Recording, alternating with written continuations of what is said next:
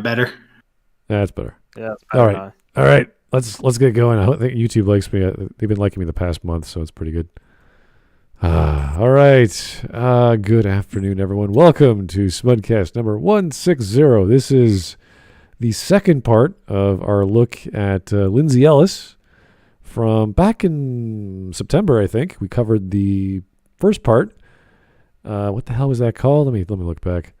That was The Problem of Lady Robots, Feminist Theory, Part 1, The Whole Plate, Episode 5. And this is The Male Gaze versus the Men Feminist Theory, Part 2, The Whole Plate, Episode 6. I just love this whole thing. The whole naming scheme she has going on here. We mentioned it before, but it's so crazy. The Male Gaze versus the Men Feminist Theory, Part 2, The Whole Plate, Episode 6. Okay. Part 4, Part 5, Esquire. Yeah, if you it's like reciting the fucking feminist Bible. Yeah, so if you didn't catch the number or the naming convention, the previous one was Part 1, Episode 5. This is Part 2, Episode 6. And if I look at the next one, it is Megan Fox, Feminist Theory, Part 3, The Whole Plate, Episode 7. Like which Megan Fox though? Like the actress, or like there's like another crazy lady who's also named Megan Fox. Oh yeah, she's really right wing and everything. I think this is the hot one because we're talking about Transformers in every instance. So, of course, being hot is implicitly right wing. So. Oh yeah, really? Being hot is subjective. It's actually true. They've actually been studied on this. Right wing people are more handsome. And they're symmetrical. They're very symmetrical. Yeah. It's actually been studied, yeah. And the more. Well, I think Trump would disagree with you there. He's pretty symmetrical, kind of rounded. Trump is fucking hot.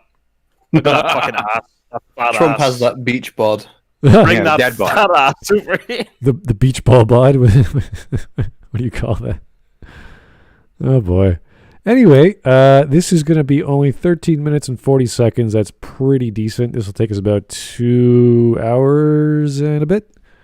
Hopefully. Does Lindsay Ellis speak fast? Does he speak fast like Movie Bob? Yeah, she's okay. I mean, at least there's that. She can speak at a merciful pace. At least there's that. Yeah, well, she talks about stranger things than we want her to. So I think last time it was all about like gender coding in Transformers. Oh my fucking god! Now it's going to be the male gaze. Now men aren't supposed to look at things or speak or keep their head up or hold jobs or anything. Just basically just sit there and exist, and even that's a little questionable. All right, so let's get going because this is going to take us a while. All right, I think we're set. I forgot my whiskey though, but that's okay. I could. Oh yeah, whiskey. Whiskey would be really nice right about now. Anyway. Let's do it.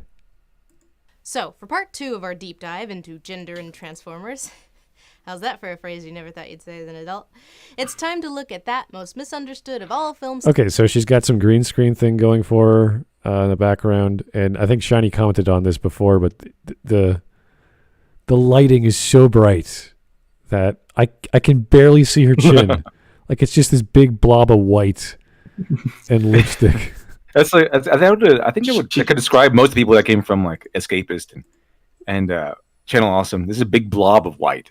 Oh, they don't do their some lighting kind of blob.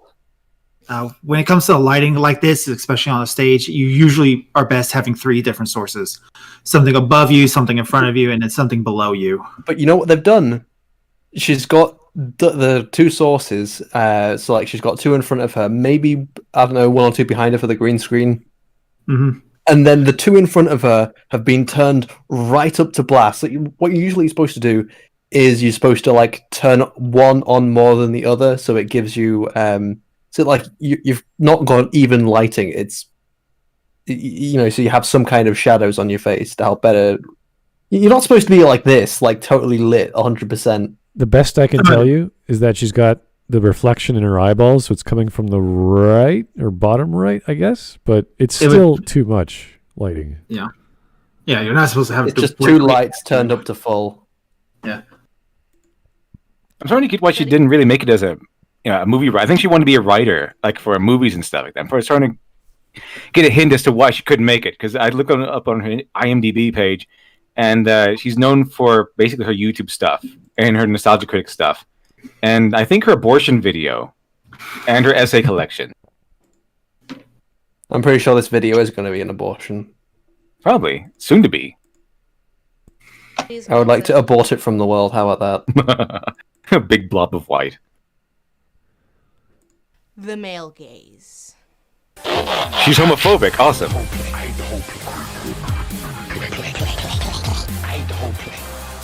Male gaze The fuck's is not that just intro? when a male character physically looks at a female character and the camera takes on the male character's point of view, although that is... Has she ever heard of the rule of thirds? This is a very poor way to compose your screen. Like, I can't see behind your head, Lindsay Ellis. This is just like she just the she's female like, tendency to emphasize their face of over no matter what they're showing. Like they're showing something and they have to get their face in there Yeah, somewhere. but what she's done is she's shrunk herself down, and you can even see how much she's shrunk herself down. As a minute ago, you saw her face go off the camera, which meant it just not her face, a hand. Her hand got cut off a second ago. So she's shrunk her screen down instead of moving herself to the side. So yeah, what you usually should do in this situation is just move yourself to the side. Use your rule of thirds to get an approximation of, okay, I'm going to put my character here. Okay, the eyes on this line, bottom of the head on this line. Okay, line here, and then you put your footage on the side. You don't just shrink yourself down like this, making yourself smaller. It's weird. It's bugging me. Certainly aspect of the theory. Male gaze was a concept first developed by Laura Mulvey in her theory. 1975 essay, Visual Pleasure and Narrative Cinema. It is important to note that the term originated as a film studies term and was expanded upon in the following decades Is it in media important? studies, communications, and cultural theory. In its original iteration, the term male gaze relied heavily on the way cinematographers photographed women in movies. And if you think Michael Bay is bad,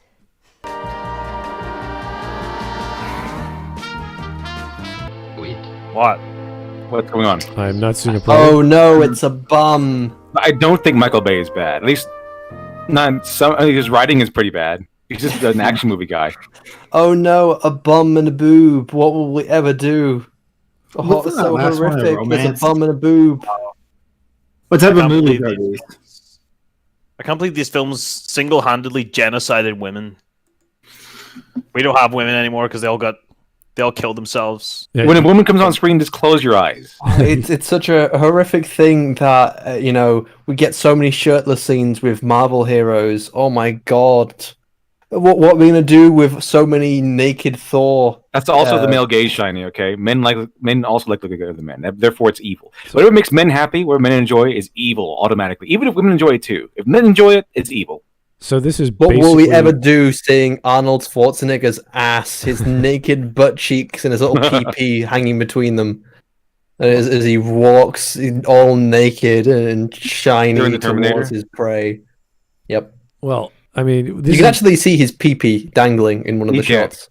this is certainly can. basically an intro to a movie or multiple movies. They do the fanfare, the orchestral suite with the violins and the brass section. Sometimes you have a flute or an oboe. Usually the oboe is for the women when they take their clothes off in certain movies. But this is basically just a typical 70s action flick. I don't remember the name of it, but this is what they did during the 70s. And if you didn't like that, you didn't watch those films. But like I remember like Death Race 2000, they had a little bit of nudity in there, but that was just a crazy, rompy, pulpy. I don't even know what to call it. It was just this. Actually, so isn't this? Oh, it's all about Transformers, isn't it? Transformers is a male-centered central demographic. It's like Star Wars. Women don't usually go for Transformers. Okay, it's a man thing. It's a male-dominated genre because robots fighting other giant robots. It is cool and crazy. So I would very hope so. I would hope that the camera does the male gaze because it's for men. Like it's predominantly for men. Like if you had the, have you ever seen like a Twilight movie? I assume it would be the female gaze. Have this lingering on the man's abs or something like that. Because Twilight is for women, predominantly. Now Transformers is very, very, very, very male centric. So the movies should be also very, very male centric. I don't know why you were just trying to make it gender neutral if the main audience that you're catering to for Transformers are men. Do women like Transformers? Obviously, I guess you have to say this to clarify this because it's the internet. And like, oh, you didn't say some women like it. Yes, women can like Transformers, but predominantly, it's a male. It's against the wall. Oh yeah, it's against If you're a woman and you like Transformers, go away. You can't drive either. You smile more. You're not allowed in the don't free worry arts. if you're a woman. What are you doing watching Transformers? You should be busy in the kitchen or something. Make me a sandwich. You and women know your place. I demand the bread toasted.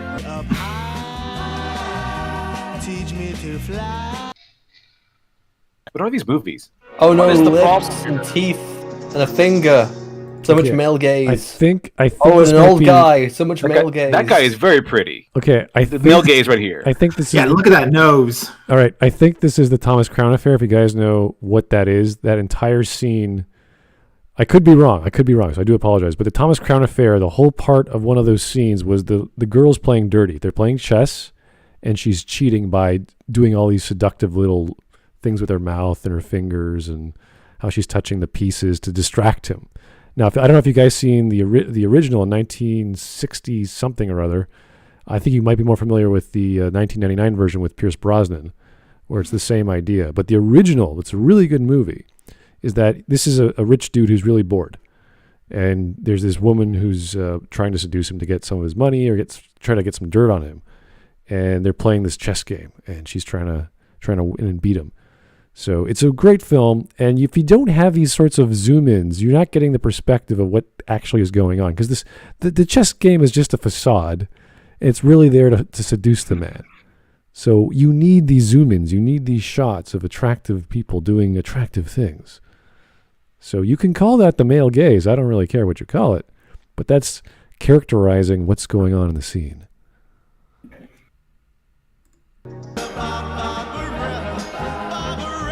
All right, we get the fucking point. Oh my lord. Let's just say putting words to the idea of male gaze was a little more on the nose in 1975 than it is in today's mainstream media. And it is still pretty on the nose today. Mulvey's idea of male gaze holds that women on film are objects for male fetishistic gazing, with men as the de facto subject. What? And what about female Yeah, gaze, what's wrong with that? retorts the internet Oh. straw man. According to Mulvey, the language of film was made by male filmmakers for male audiences. Female Okay. gaze Yeah. isn't really a thing because even if, say, a female filmmaker tries to invert the idea of male gaze by fetishizing male bodies, it still uses the same language and techniques that male filmmakers use to So? create it to gaze upon female bodies. Just What? substituting. What? So they still do the male gaze, but then why is As it male opposed then? to If it's what? either way, They're angry because they don't have its own language.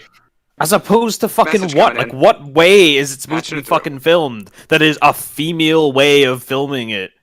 What? They're saying it does. They can do a female way of filming it. Her main gripe here is that they don't use a whole different language and I don't words. know what the fuck So- he's expecting here. you see, When a it's girl still does it, male gaze, because when you do it for women, they're still doing the same thing as what they do. It's for men. What the fuck are you on Yeah. about? What? how is it a man's fault when a woman does it?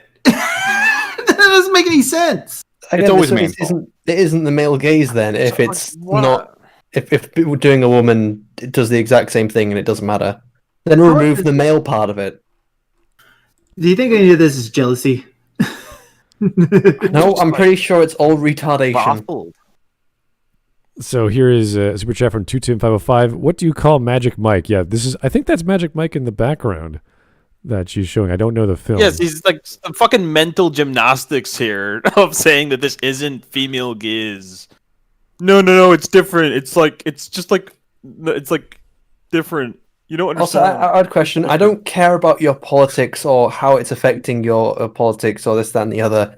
Tell me, how does it affect the story? Does having the male or female gaze ruin the story in any way? Does it take away from it? What way does it affect the writing? If it's affecting the writing, then I'll agree with you. It's a problem. But if you can't tell me it's affecting the writing, then I'm going to say, sorry, I don't care. I mean, it's the whole objectification argument. It's just complete fucking nonsense. Well, It's just just yeah, complete they bullshit. completely mix up the idea of You're being attracted. So objectifying them. apparently, being attracted to someone is almost the exact same thing as seeing them as a sex object, and it's it's completely. It's just it's just this retarded standard of like you can't just be attracted to someone like just based on their body. You have to know them, and you have to think of them as a if someone's hot just based on their body, that's it. Like they're hot. Like you find them attractive. Like that's. And then you can get It's to know cool them and later. all. There you It's go. cool. It's cool to get. That's cool and all, but you don't need that for there to be sexual attraction. You know, you don't need to know someone's whole life fucking story to know if you find them attractive or not. Male bodies with male bodies. So, according to the Mulvian viewpoint, Magic Mike XXL still falls under the purview of male gaze. Doesn't count. Gaze It has come to define doesn't not count just because they how still use the one same partner language. shoot bodies within a frame, It's still a but man's also fault. describes how one group sees and portrays another group. That's why it's not uncommon for instance, Joss Whedon's affinity for kick-ass fragile waifs, or Tarantino's use of girl fights, or even Spielberg's use of beleaguered but powerless mother figures. Why are you complaining about this again? Mother figures are part of the male. Really? What? What isn't this video probably So half now as it's long? not What isn't part of the sexual. male gaze? What isn't part of the male gaze? Well, we went from There's perspectives literally of a just camera. any man making any film ever. Yeah, it's is just basically the male perspectives gaze. from a camera all the way to tropes that involve women. Like any tropes, apparently, that have women in them. Like we went from girl fights to Joss Whedon's, I guess, appreciation of superpowered thin girls to mothers and what is this? E.T.? I don't even know what show this is. It's anything with women, apparently. It's literally just any movie or anything that any man makes ever. Right, is because just the male gaze. Because Magic Mike had a stripper scene, and it's they're showing off Magic Mike doing a stripper dance, and you're like, okay, because a guy produced it. You know what, Smudboy? The only thing I see wrong here is the fact that she said it's not as prominent now as it used to be. So how about this? Let's make the male gaze great again. Let's bring it back to its glory days. Let's do some that'd be perfect. 1970s B-rated films. Yeah, with all these 1970s. chicks. Let's bring it back to the peak of the 1970s B-rated films. Let's do that. That sounds like I a fun demand time. huge bonkers. The just headache is already starting. Bonkers. Big guns and big whatever, just big everything, and just have them in the background. That'd be You hilarious. get to look at women. Let's have a unapologetic male gaze. Let's have the guns that men use be an obvious stand-in for the penises. Let's do all that stuff. Let's do all that stuff they always complain about. Message coming in. Kylo Passionate Ren's lightsaber represents his penis. See the penis on his soul. Wasn't who was it that said that his was it RoboCop? Maggie May Fish. I get the trend icon or something. Maggie May Fish is RoboCop's RoboCop's gun is RoboCop his penis. represents Yeah, that's what he said. So That's who he said. So is his spike. There's two phallic objects: his gun and his spike. And you're like, oh, okay, that's nice to know. His spike doesn't come out of his penis though. It's a phallic object. It doesn't come out of his crotch, and neither think does if his it- gun. How does his If it gun does, I represent think his you're watching penis? If it does, I think you're watching the wrong version, frankly. It's a whole new might have phrase some to sort of return. rock. She had to have been watching the wrong Passionate about it. version to think that I think his you might gun have is picked up penis. the wrong movie there. It's a whole new, Robocock. whole new meaning to the word shotgunning. Here is Joe Crazy. Sup, Jens just got Whole back new from meaning to the working on a cocking the gun. driveway. Judging from your reactions, I'm guessing she said something absolutely stupid. Well, it wasn't her definition, but yeah, she did say something absolutely dumb. Yeah, it's kind of bad. There's no such thing as the female gaze for reasons. Kyle Rocket, I wonder if my four-armed, bloodthirsty alien and gothic mafia girl would be part of the male gaze. Oh, absolutely. It's a girl, so therefore it is. If it's not a girl, it still If is. there's a guy who would jerk off to it, it's the male gaze. If we didn't know any better, I would say Lindsay Ellis is a parody of what people think feminists are. She's just a walking contradiction. Like, oh, I'm a I feel like feminist. you wouldn't make up something this dumb. Here's why men are always evil and always wrong, and why women are just victims. You know, it's like a parody. Existence is oppression. She's just female Bob with a bigger audience. Oh boy. To follow the purview of male gaze.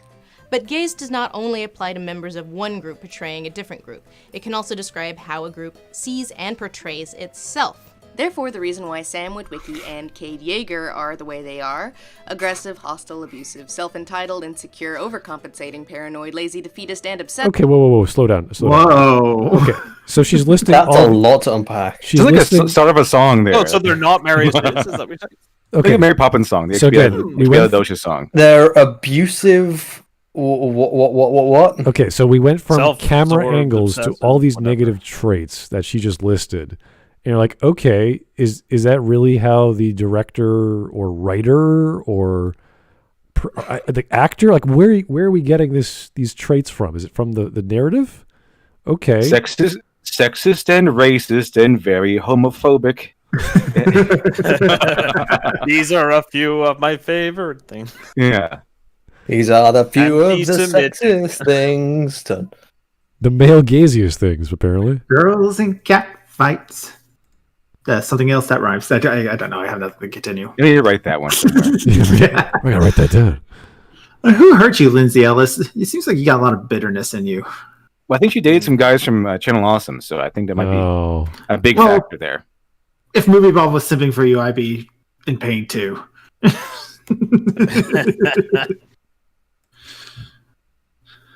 A friend of yours. I'm not a romantic friend. Romantic friends do this. Your car? Yeah, this is just very poor character direction and writing. That is all a part of male gaze. So in today's discussion, How? I am not going to talk about how Michael Bay's form of male gaze applies to his female characters. No. Today I'm going to talk about how Michael Bay sees the Hi, Glib. men's. Hello, Glenn. How is male gaze about how men see other men? It's just how men see anything. It's just anything men ever make in fiction ever.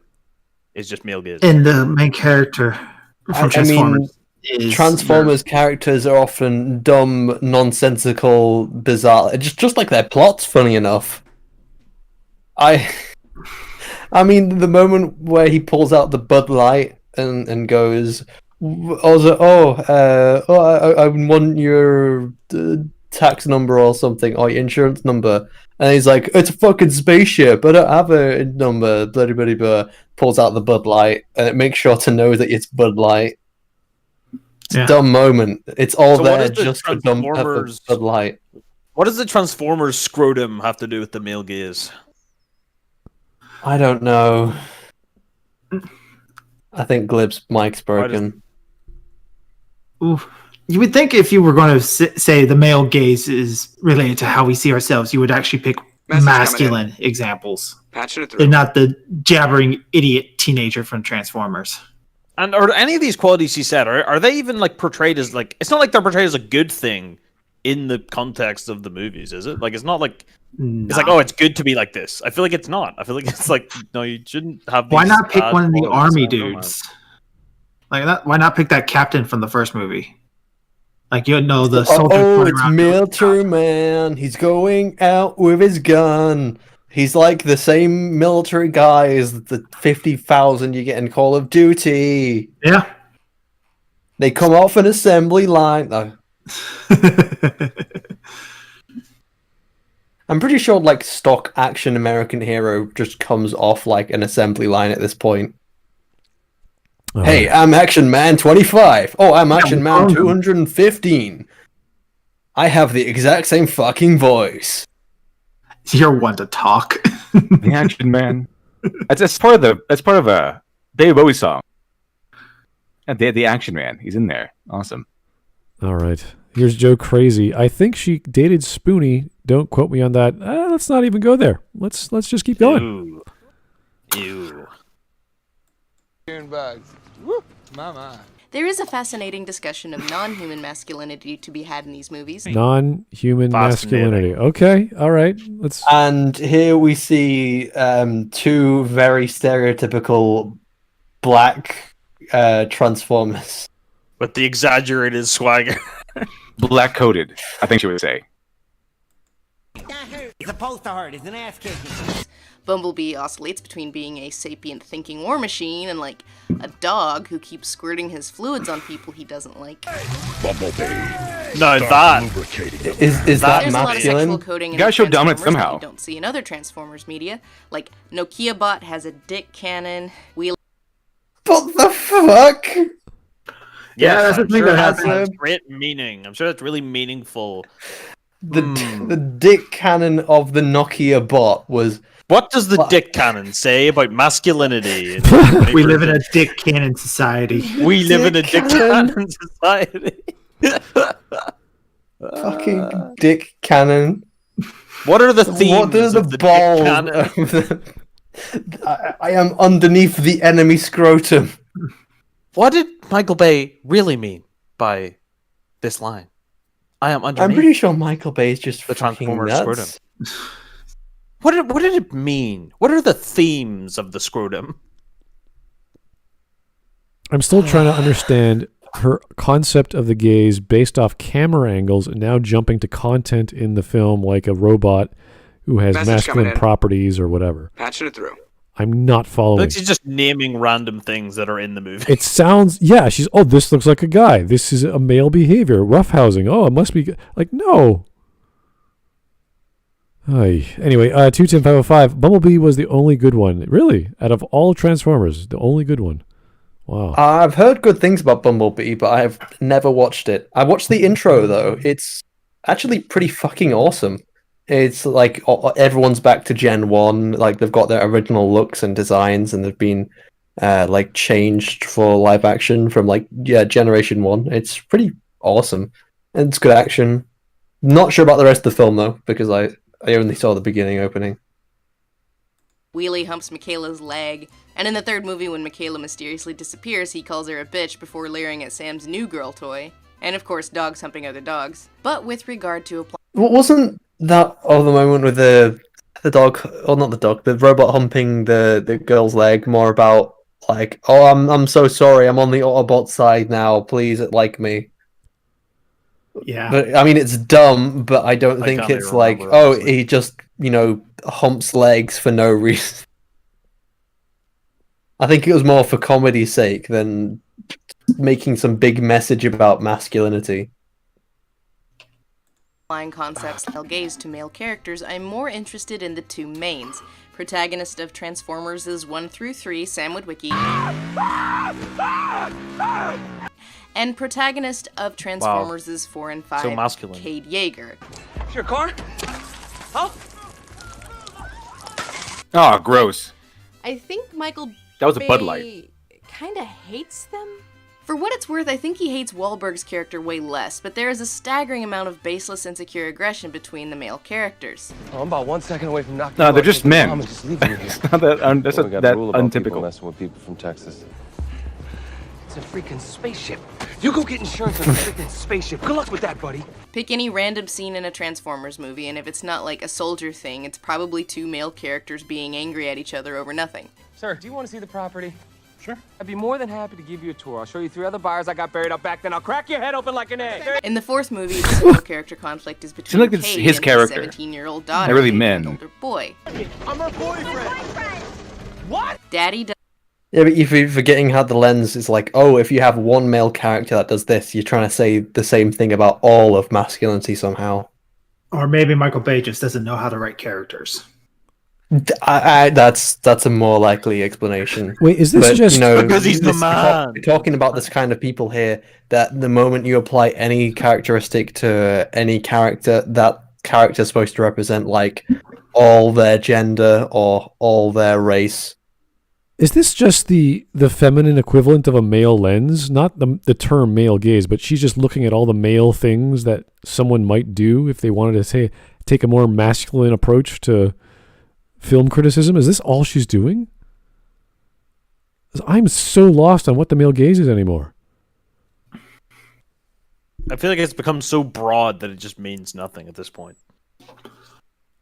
I don't know. Broad. Ha ha! Ha doesn't like Baby's new boyfriend.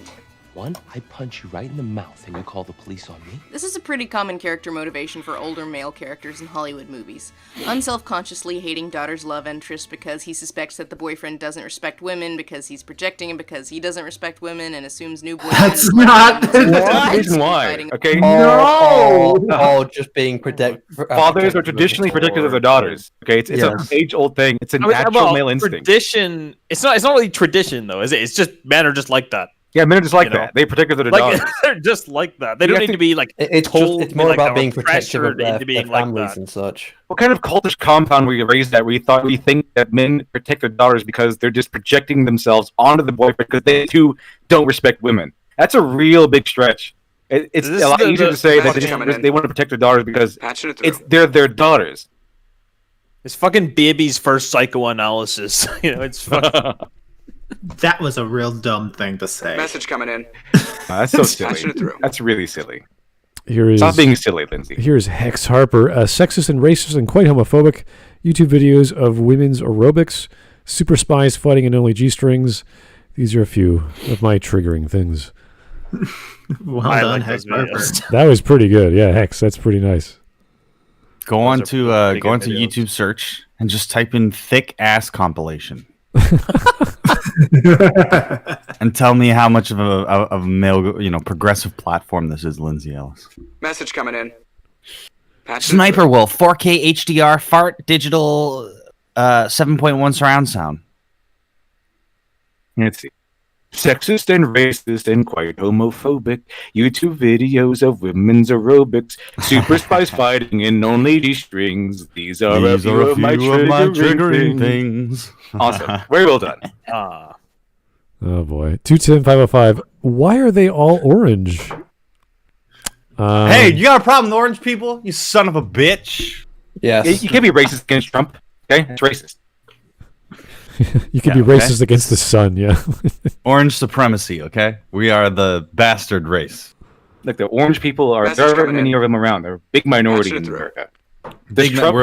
We're a huge minority. There's Trump and I think a few others. That's it. Huge. It's absolutely tremendous. I can't do a Trump accent at all. I think Trump knows there's aliens out there because he is one. I'm pretty sure he's a Terranian. He's John Titor from the time traveling thing, right? He's got like a 1800s time traveling device, and he takes his little son around to different places to train him to be the next king. The Adventures of Baron Trump. There is a book like that. And it came out 200 years ago or something. 150 years ago. What was it? Ridiculous. There actually is a story about Baron Trump being given like a big mech suit. He fights his dad's enemies. Oh yeah, I think the subtitle is something like how he's like annoyed with his life or something like that. Something like that. I think so. Oh, it's one of those like light novel titles where it's like really long. Yeah, exactly. Here is Joe Crazy. I only like the first film, and that's purely for nostalgic reasons. We were all 9 once. You either like Michael Bay stuff for what it's worth, or you kind of go, ugh, that's not for me. And that's fine. We don't judge people for watching films. I mean, we know what it is. I do. Well, yeah, obviously. No, obviously Smud doesn't, but I will harshly judge you based on Message your movie. I think that the movies that you watch are intimate reflections of your psyche and in no way represent casual curiosity towards somebody else's artistic venture.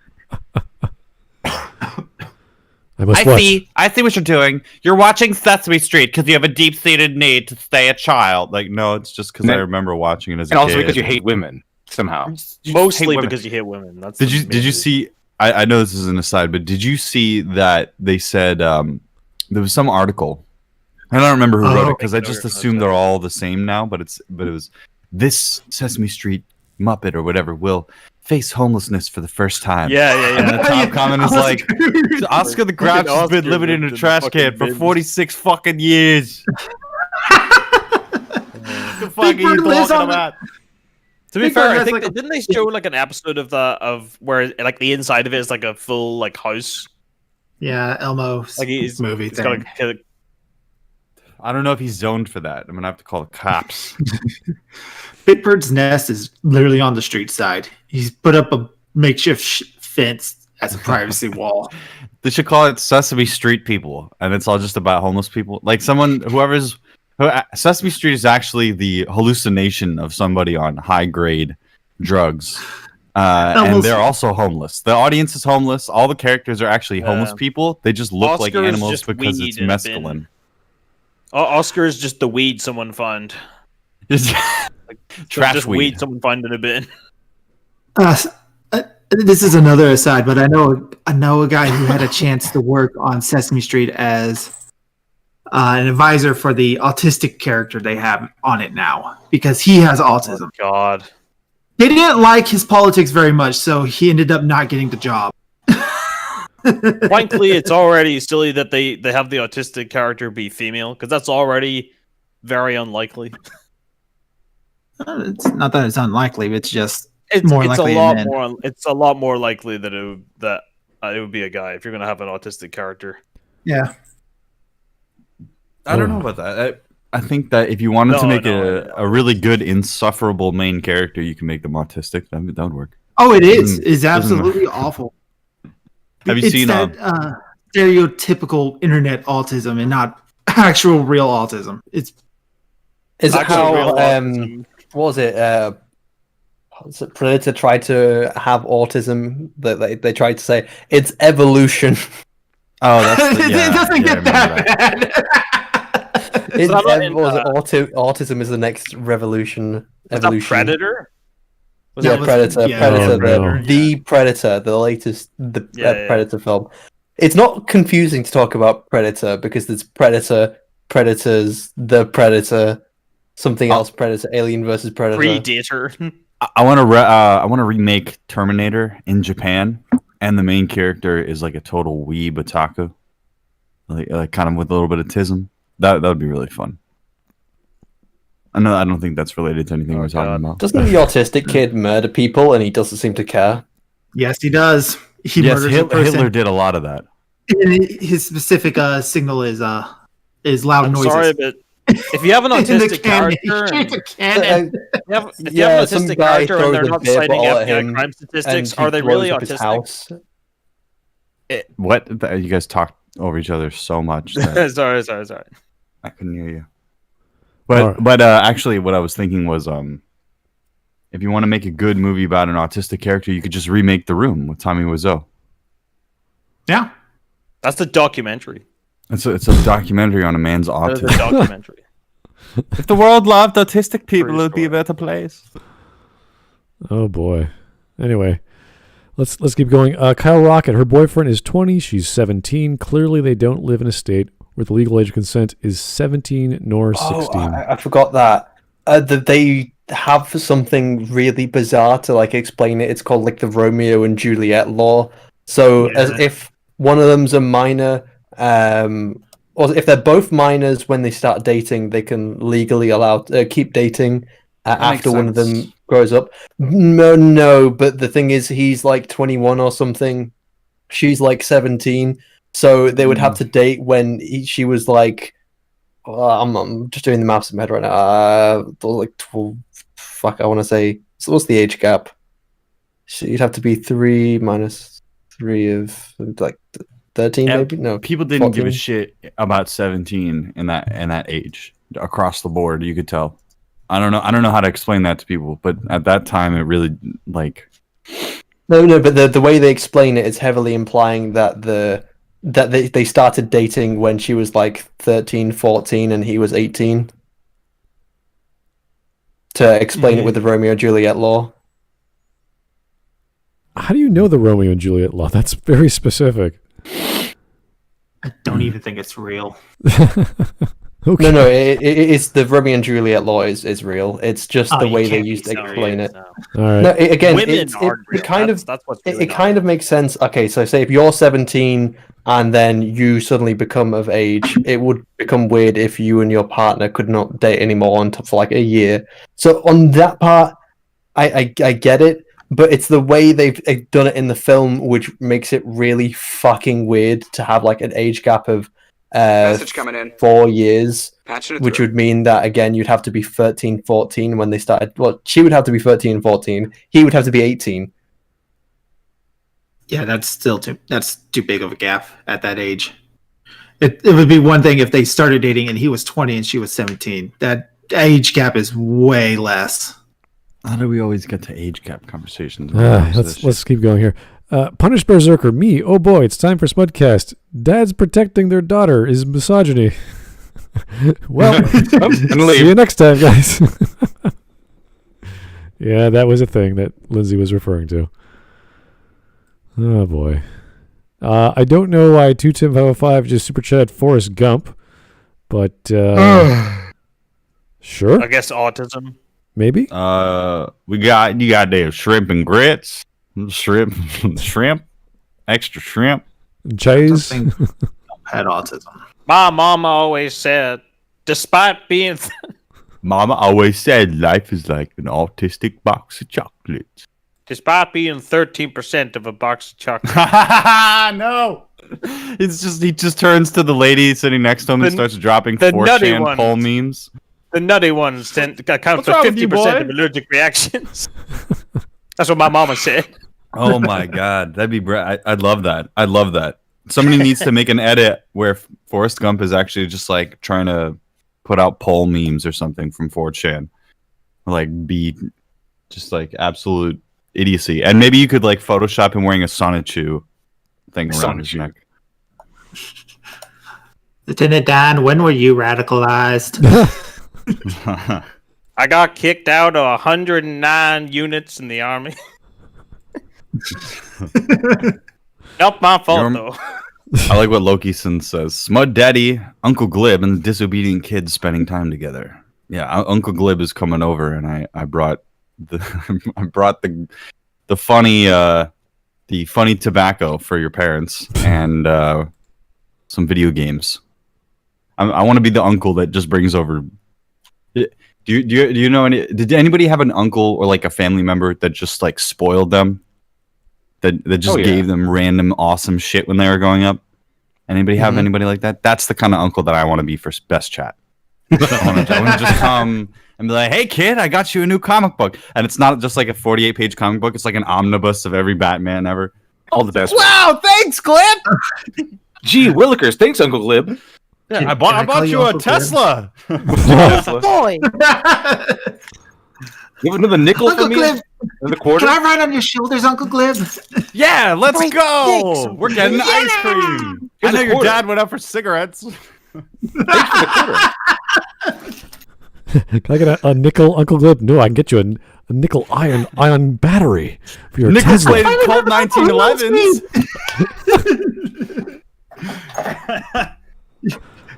That's the only reason I want to be rich, so I can spoil my brother, future kids. Can we watch adult TV, Uncle Glib? I got you a Pornhub sub. Don't tell your parents. Over their object daughter lover the whole movie. Grab my stick! What? She's got the best hands in the business. This character arc usually ends with the dad dying so the breeding pair can go forth unfettered. That doesn't happen in Age of Extinction, but the movie does add in some next level creepy by having the boyfriend be 4 years the 17-year-old senior, and having him carry around a card with some obscure Texas law that means it's not statutory rape if I shtup your underage daughter, Mark Wahlberg. Got a pre-existing juvenile foundational relationship. Statute 2705-3. What? Yikes. Oh my god, it's in the film! Yeah, well, that's what I said, that he pulled around this card. Oh and they my explain it in the god! film. That's ridiculous! Yeah, it's stupid and, again, weird. Oh, Like, yeah, he has a card around everywhere to say, "Hey, look, I'm not a sex offender, I swear." If you're having to have a card bring around you that says "I'm not a sex offender," you're probably a sex offender. you're doing Doesn't that mean something, causing people to think you're a sex offender, maybe. It's not worth it. Within 3 years. Within 3 years. I find that ridiculous. This law says I'm not crazy. I'm not breaking the law. 3 years. Wait. There's a 4-year age gap. How dare you give this underage person a rental car? Don't you know that people can only drive cars if they're over 25? That's the law. That's the rental car law. But really, it's all about Sam.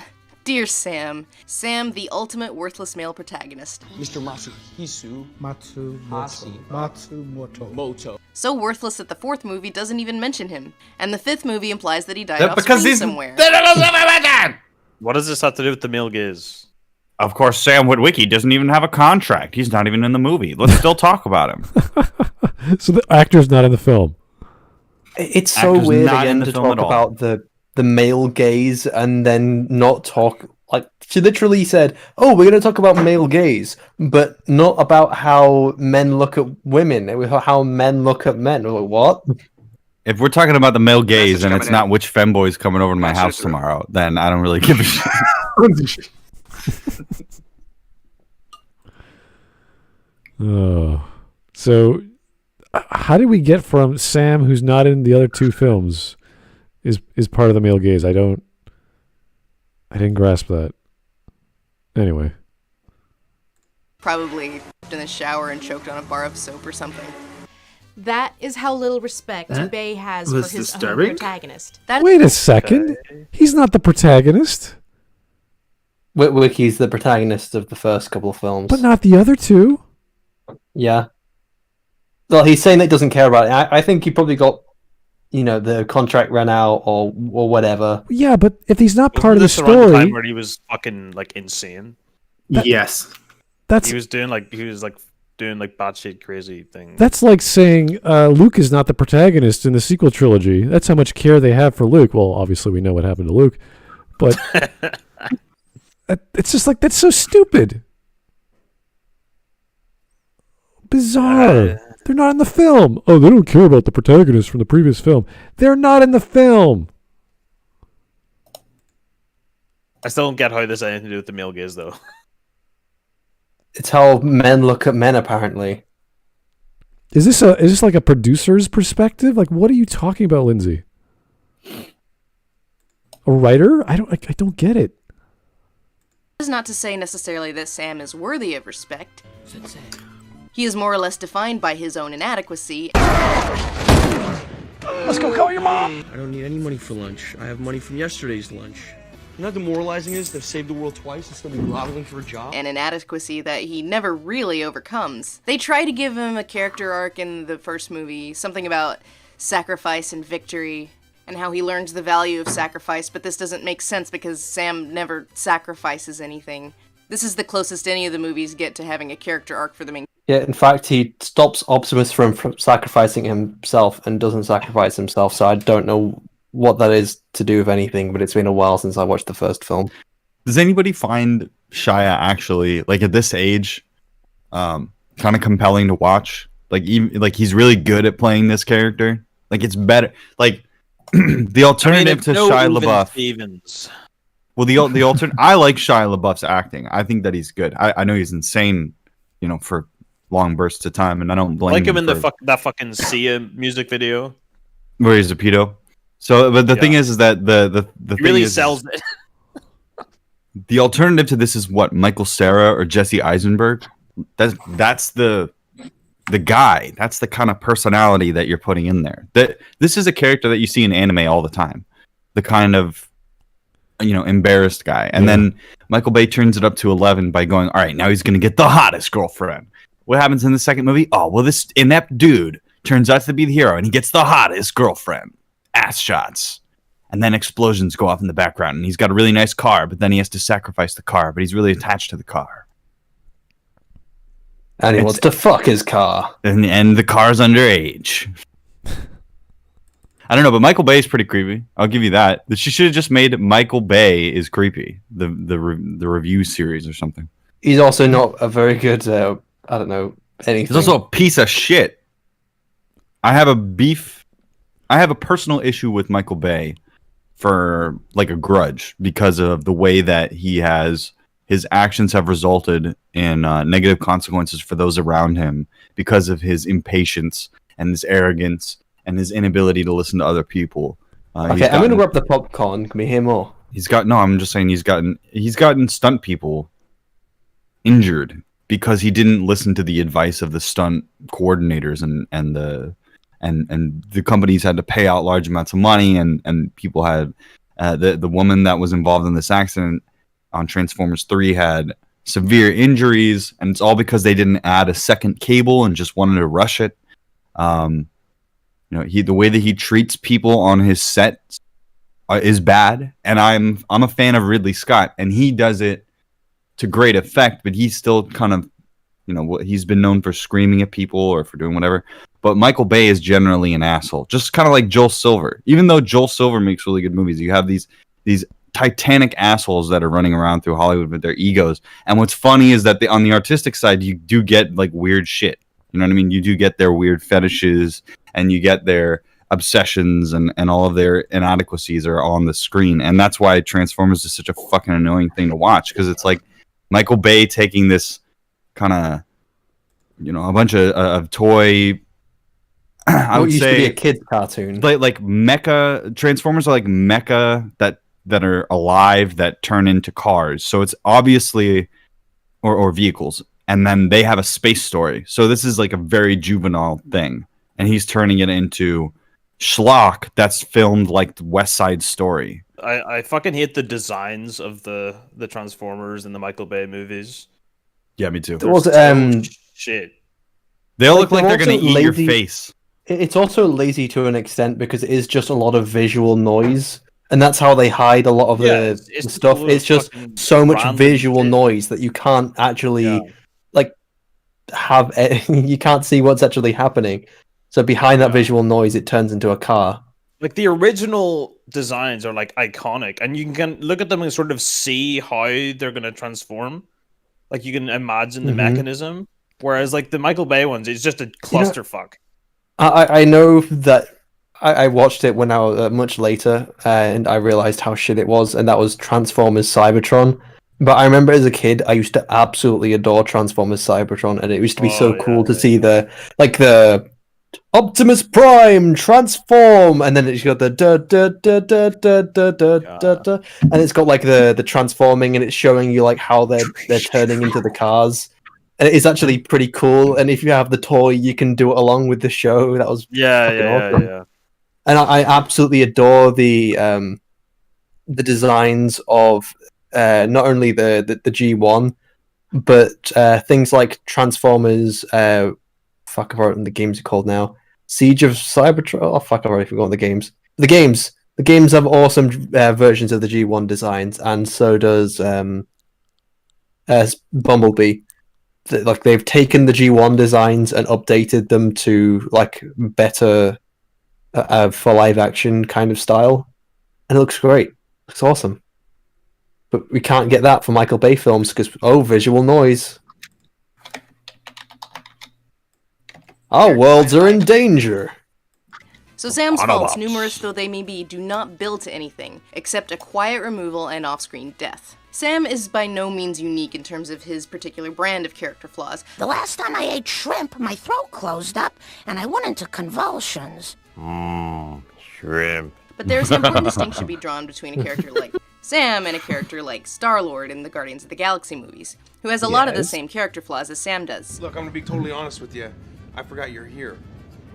The key difference here is that Peter Quill's character flaws form the basis of a character arc for Star-Lord. His immaturity nearly gets the group killed in Guardians 2. If what's between my legs had a hand on it, I guarantee I could have landed this ship. His casual sexism is part of the reason Gamora doesn't want to settle down. Stupid. And his narcissism almost wait, casual sexism? The galaxy.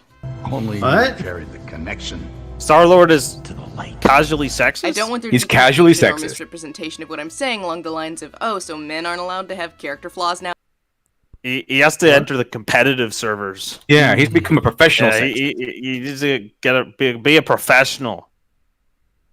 Up your game, Star-Lord. Up your game. Get your head in the game. He's stuck in that awkward place that he's too good for the casuals, but not good enough for professionals. Yeah. You got to take it seriously, or else you're going to lose to all of the professionals. I'm working 24/7 to improve my sexism. Flaws now either? No, that's not the point. But if you have a shrieking, cowardly, abusive, overcompensating, compulsive liar as your protagonist, maybe you wanna, I don't know, do something with those character flaws. Is he all those things? Or is that just Lindsay Ellis hating men? No, that's just Lindsay Ellis hating on the character. Yeah, that's what I thought. I think he's more incompetent than anything. I bet she lusts insane. after. I bet she lusts after like Khal Drogo or something. Probably. The old Because I wouldn't remember this scene. I think he's actively telling her to like get away. Like he's very socially awkwardly doing it, but he's very much saying, "No, I'm in a relationship," and he's trying to push her off when his girlfriend comes in. Yeah. So, and also, yeah, the girlfriend's an evil assassin robot. So, well, no, there's not the girlfriend. This girl. Yeah, but I'm sorry. The other girl. I can't remember what the other girl's name is. I think is it Yeah, Megan Fox? In this film? Wow, you sexist. You can't remember. Is it Megan Fox? name? I can't remember. Megan Fox is the actress for. No, but I can't remember. Megan Fox, I think, is only in the first two films. Is she in the She's, second? I only ever seen the first two, and that was enough. That was more I than can't enough. remember when they lose Megan Fox. I think it's the third film that she just disappears from. I think Lindsay even said she disappears in the third one because she made an argument about calling her a bitch or something. Yeah, I think it is the third one. They all just merge together. They're all shit films. You'll never find me defending one of the Transformers films unless it's Bumblebee, which I've heard is good, but I haven't seen myself. Like, have there be a consequence of some sort. But there never is with Sam, because the character flaws aren't framed as character flaws. They're jokey jokes to make him relatable to the audience. That's just shit writing. Is that even true? I feel like that. I'd say he doesn't have much of a character, like they don't do anything with his flaws, but I think they are presented as flaws, even though they are used for jokes. Like, yeah, his flaws are pretty much all there for jokes, like when he does the spasm in the middle of a class, because the information on the glasses or something have been imprinted on his head, and he's got a Cybertronian text in his brain, which he is really struggling to not keep scribbling everywhere all the time. I think that's in the second film. Yes, yeah, it is. Yeah, it's more just for jokes. Like, oh look, he's acting wacky. Oh, isn't that funny? It's like, kind of he's socially awkward. Isn't that funny? Yeah, it's like some sort of map in his head or something that leads to MacGuffin. Was it Revenge of the Fallen, which was the second one? I mean, does it really matter? I'm just trying to remember for context. I know it's the one that ends in Egypt, and it has the old man plane, and the old man plane dies. So often That's the one with the testicles, right? That's the one with the Yeah, sword. yeah, that's the one with the testicles. Right. That's my reference point. In short, is the audience avatar. This is how Michael Bay sees you. What? No. What? That's kind of a stretch, isn't it? Whoa! Where the fuck did this come from? That was out of left field. I think she's taking the male thinking gaze a from the bit left too already. far. I think she's past the fourth wall and now trying to explain things improperly. The viewer. Let's go call your mom. And this is a part of male gaze. What did my friend buy? His What? money, his power, his good looks, none of the above. Check. Sam is shitty, ineffectual, and materialistic, but that's okay, because the audience is shitty, ineffectual, and What the materialistic. fuck? Whoa. What are you on about, bro? Where are you fucking getting this? Did she just The insult audience is the shitty, something else, and materialistic. Whoa. That sounds like projection. How is a child watching this? Or I don't know if they're allowed to watch Transformers in cinema, but if there was a PG-13 rated film and kids were allowed to get in, you're trying to tell me they're materialistic? I mean, children are fucking retarded, but you know, but still, like, what? And we should know because we are children. Yeah, we're man babies. I'm well, according to my profile picture, I'm literally a baby. Oh. It's kind of creepy. I'm baby. This is a strange thing to say about an audience, unless this was specifically a show made for kids like 7-year-olds or 8-year-olds or what have you. But I think because of the violence and explosions, I would imagine it's for a slightly older audience, slightly. Might be a little bit of swearing in there too. Sam's involvement in the plot of the first 2 movies has no bearing on discoveries or decisions he's made, but objects he had in his possessions. These are my grandfather's glasses. Yeah, because a horrible plot. Those glasses. They really want those glasses. Wait a second. Just because he has physical objects, therefore it's a materialistic story? Are you kidding me? They're MacGuffins. It's just a horrible fucking story. It's horrible writing. This is like take like, any an object everyone needs. Look at Indiana Jones, where he's constantly finding idols and objects and artifacts. Is that a materialistic film? Just because he has items of importance that people want? That is like, I don't get it. I mean, I think Deep Wang was very materialistic. He was very capitalist. Lord of the Rings is very materialistic. Everybody just wants that ring. Yeah, everyone just wants that ring. Damn. Why are the characters so materialistic? Treasure Island is so materialistic. Everybody just wants the treasure map and the treasure. The entire Marvel film with all the Infinity Stones is just like everyone's materialist. They all want this thing or these things. It's not because, they have significance in the plot. It's like, oh, we need these glasses before Cybertron finds... Oh, not Cyber... Megatron finds them because there's something else of the Allspark, blah, blah, blah. Harry Potter is a very materialistic movie and series of books because of insert MacGuffin of book here. I guess the Philosopher's Stone. Philosopher's Stone, the Deadly Hallows, all the Prisoner of Azkaban, Goblet of Fire. That's actually has nothing. Why are all the characters in Avengers so materialistic? They just want the Infinity Stones. I don't get it. Wow. He inherited this. His dad purchases Bumblebee for him, and then during the final boss battle, Bumblebee gives him the MacGuffin and tells him to run around with it in a circle for 5 minutes. Sam is a little more active in the 3rd movie, where he spends a lot of time trying to figure out why the Decepticons are killing astronauts and Russian cosmonauts, but again, those character flaws are just kind of tacked on. That is the difference between a character like Star-Lord and a character like Sam. Star-Lord's flaws and jokey joke lovable misogyny are meant to be relatable. Lovable misogyny. Again, misogyny. Gotta be misogyny. I'm not getting it. But there is comment on these flaws in the film, and there are... Again, this isn't male gaze. This is just horrible writing. I disagree with this whole, he's misogynistic. He is casual. Where? What is your standard for? He slept with a woman and he wants to get with Gamora. He slept with women and he didn't care that much. He's attracted to women. That makes him a misogynist. What? Isn't he always nice Every to time Gamora? you talk, I want to start speaking with an accent. Do you want more movie bobs? Because this is how you get more movie bobs. I want more. And we all know she does not want more movie bobs. I want more movie bobs because I need small level mobs and mini bosses to break up the monotony in between the big bosses. I don't think the world can handle more movie bobs. It's the movie. A lot of the movie bobs fought in the Jones Wars. I think the problem with too many movie bobs is their gravitational pull would pull them together and they'd form one giant planet. An extremely dense object. Yeah, and then that would pull in the Earth. They'll suck themselves through the Earth. It was just a black hole of movie bobs. Unification of the... So it's like Akira, right? Where all the pieces, the little pieces of movie bob, they come together because of this gravitational pull to form this supreme being.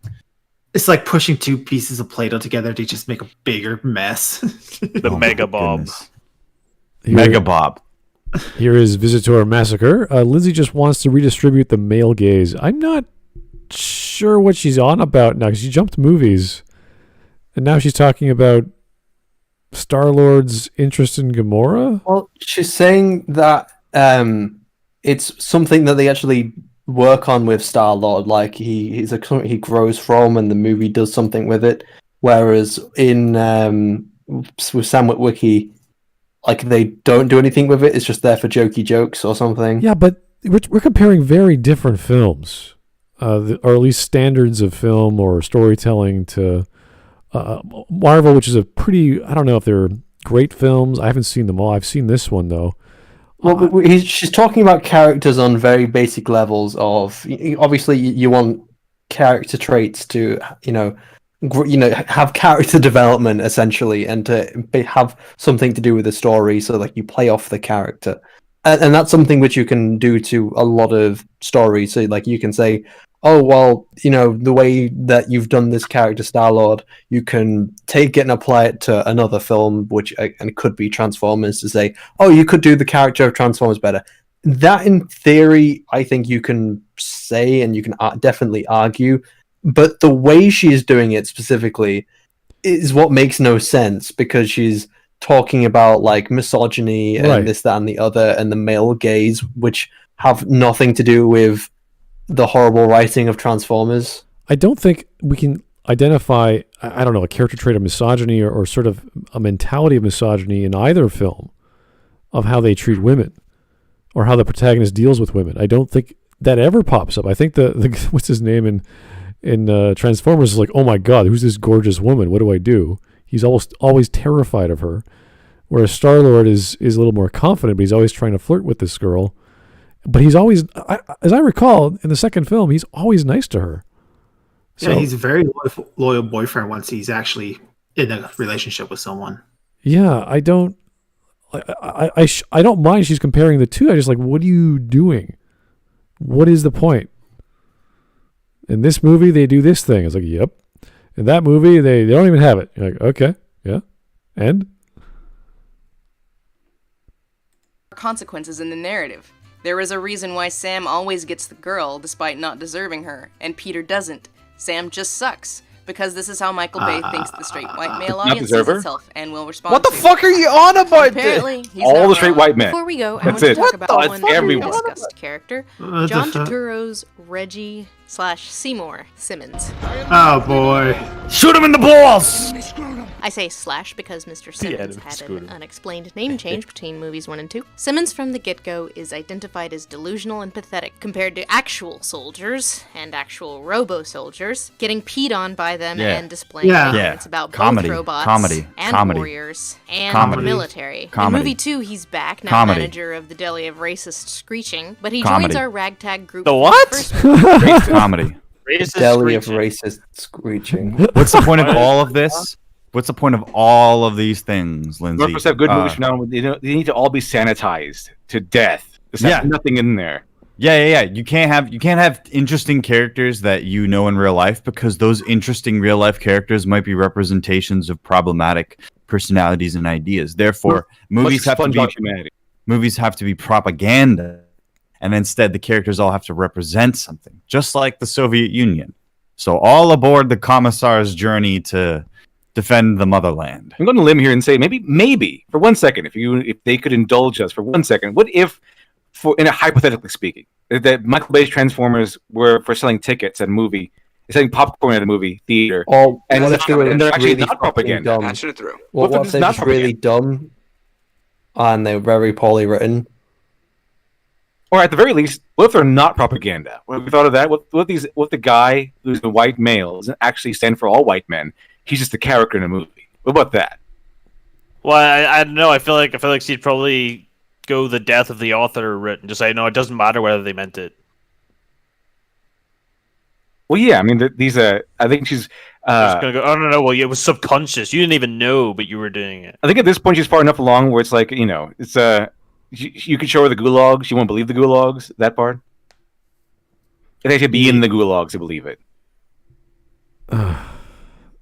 I'm trying to make a comment, but I just can't. Like, nothing's hitting my brain. I'm just like, okay. I mean, this is silly, so I guess. But I don't know what she's saying. This is saying.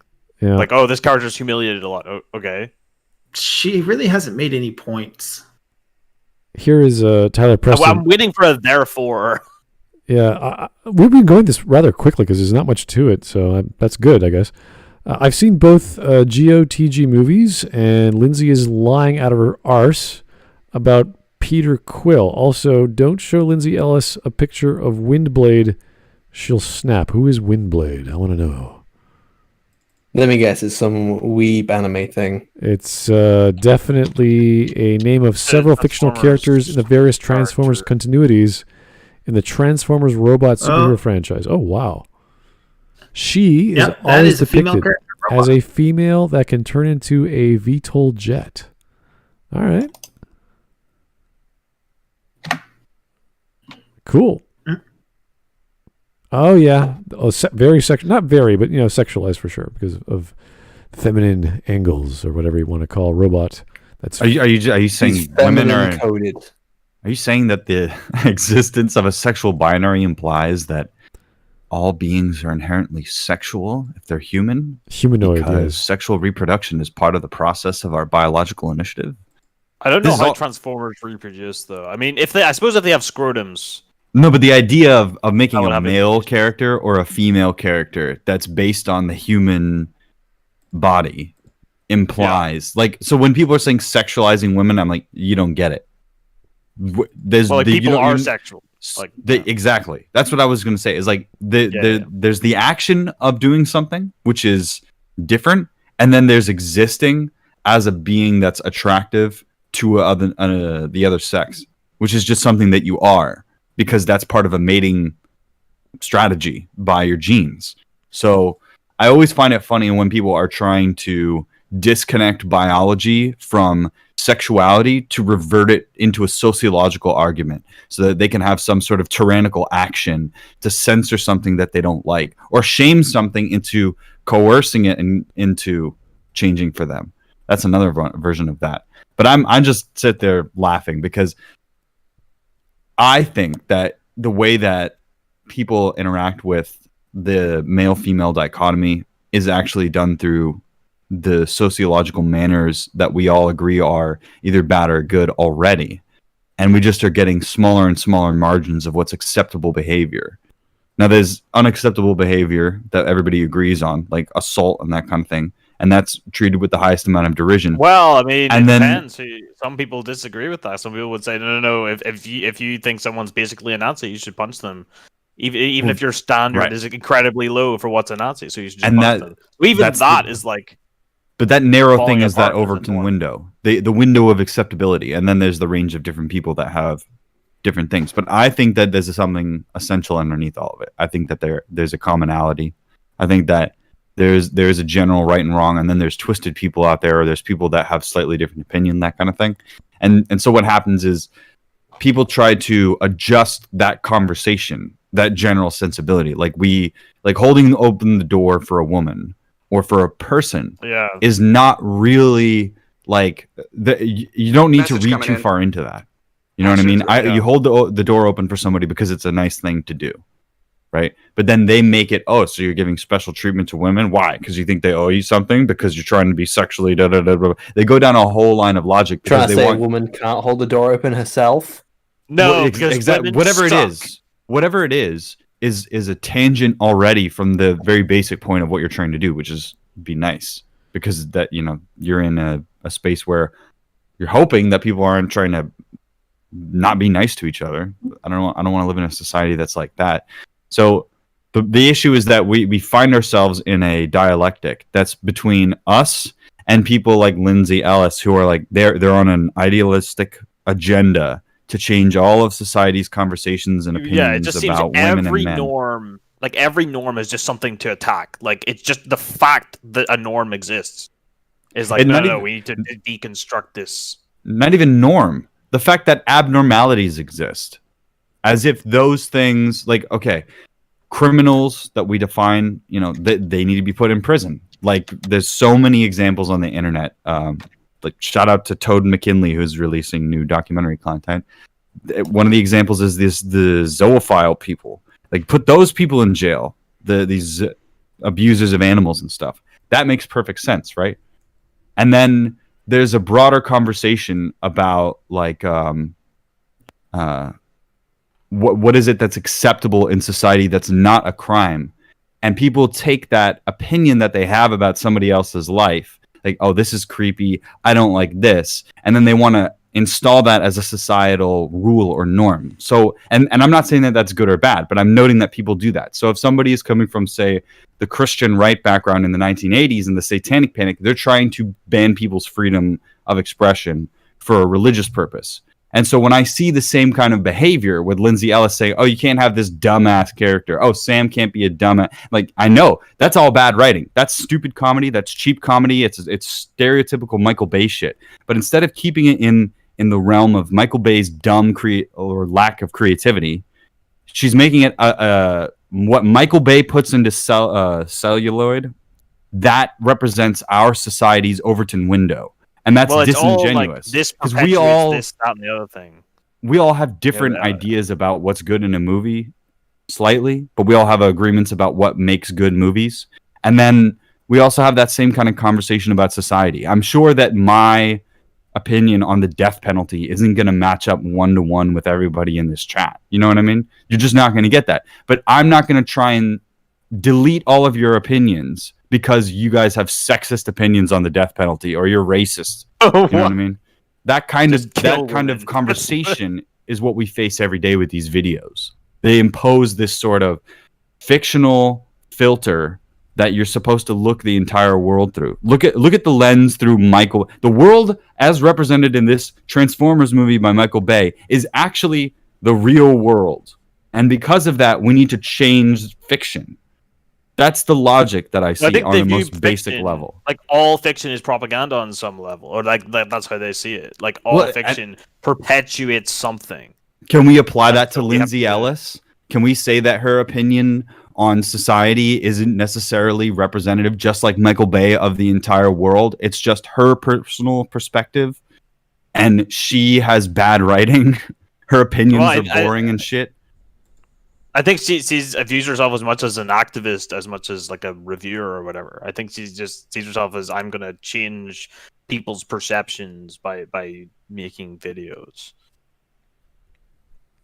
It is I don't think she's going to, but I think... Yeah, to use a feminist ideology to then explain another view on masculinity, which is apparently found in videos or film throughout whatever, and then to start talking about not only the perspective of the camera, but the content, and then the masculine characteristics of characters, and then to turn this around on males. Like, do you honestly think this is how males think?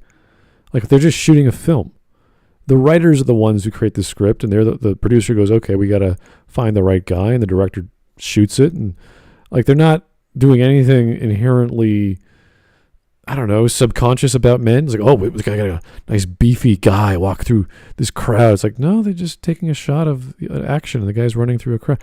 Like, what does this have to anything to do with the male gaze? But it's all subconscious. I think that's her like perspective. Is it's all subconscious. Even if you think you're not doing it, you are doing it. Even if you think you're not perpetuating it, that's you secretly are, even though you don't even know. Yeah, but that's like me inventing masculinity or whatever, like, you know, feminism for masculinism. Then talking about how women have certain perspectives about themselves, and then talking about the Scarlet Letter or all all these other films for women, and as if I'm the person to be talking about these things. If I know film, or if I know women's films or this or that, it's kind of ridiculous. And I'm still lost. I'm like talking about a film like Transformers, which is just a bunch of silly things happening with robots. It's just like, what? Talk about maybe Commando or all those Schwarzenegger or awesome masculine films, like action films back in the day. Transformers is weird, spacey robot special effects extravaganza. I'm sure she would find some way to make those negative, to take something negative about what they're saying about masculinity or some shit. I'm sure she would find some way. Well, yeah, she talks about how the robots are masculine or some non. You're like, okay. Like, oh, see, this promotes toxic masculinity because blah blah blah blah. You know. And the guy who is here for some reason. Don't be sucking the sack, bro. And helps organize the strike, all while narrating himself. It's up to me. One man alone, betrayed by the country he loves. Now its last hope in the final hour of need. Like the hero of his own story. Then there is the third movie, where he has now capitalized over his involvement with the Transformers. You want the truth about the Alien Alliance? Buy my book. Spending the last half of the movie putting Frances McDormand in her place because they had sex at some point. You ever say a word to anyone about Put what her in happened that place. night in Quantico? I'll cut your heart out. You already did. Got her. And he gets arrested. Like, legitimately, he gets arrested for Simmons that. is in command, posturing, oblivious, full of false confidence, and denigrating towards most people, but especially Comedy. women. Yeah, Comedy. it's the trope he's playing. Comedy. The incompetent government official. That's the trope. Even if they're bad guys, they can't be negative towards women at all. Has anyone ever told you you're beautiful? She's beautiful. Yet the more amoral he behaves, the more fame and money he gets. Because it's a comedy. Turturro has gone on Wow. record several times to say that he based his performance of this character on Michael Bay. Simmons reflects the way Bay sees a certain type of masculinity, which then Turturro flips around to be a reflection on how he sees hilarious. Michael Bay. That's hilarious. Okay, so he's the male gaze. Yeah, so he's not doing an author insert or what do you want to call it, director insert. He's saying, I'm spoofing my own boss or something like that. I'm acting like him. Yeah. That's where Christian Bale got his performance for Patrick Bateman. He just copied Tom Cruise. Oh. Oh, boy. Do whatever I want and get away with it badge. Sam, Cade, and Simmons are all reflections of how the filmmakers see the audience, and not the reason people go to the movies in the first place. This matters because it reinforces a... I don't even know how you compare those two things. No. That's not even close to what it is, though. No. They're just poorly written characters. How do you compare the person who wants to go see a film to the way she thinks the writer sees their audience? This is what you see your audience as. I don't. How do you even process? Like, what? Where do you start? That would be author intent, I guess. And then they're characterizing or making characters out of what they perceive a part of their audience or demographic is like. I guess I don't know. Why would any writer even want to do that? What would be the point? You're not giving them what they want. If that's the perceived idea, you aren't paying it. Like if you made the first film, right? And you say, okay, I'm going to make a story about what I think the audience is, but not actually looking at the people who bought your tickets and figuring out the demographic and where they come from and what they talk and what they think like or whatever. I guess the closest example would be, I guess, like in Inglourious Bastards, kind of, like where it's like, see, you enjoy watching violence. You're just like the people in the movie. Was that a satire? Yeah, but it's kind of like, oh, see, the audience is like the people, like they're watching the violence.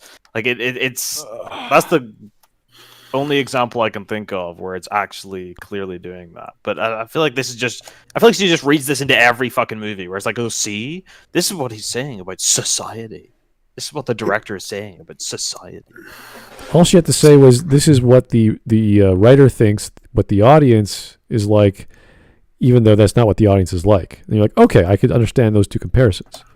Instead, she said why the people want to see the film as opposed to what the writer thinks of the audience. This is like a strange take, comparing apples and oranges. I just don't know why she went that far.